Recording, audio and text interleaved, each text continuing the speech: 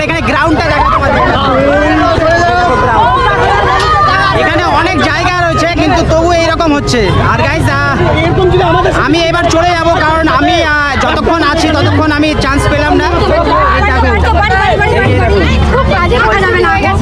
এই অ্যাটিটিউডটা খুব খারাপ লাগলো।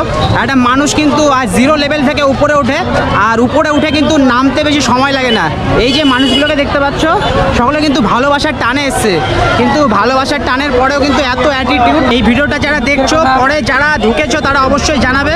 আমি তো দেখতে পারলাম না, কারণ এইরকম সিচুয়েশন একটা বাচ্চা বা কেউ যদি পড়ে হাত পা ভেঙে যায় তার দায়িত্ব কে নেবে? আমি তো এখান থেকে গেলাম।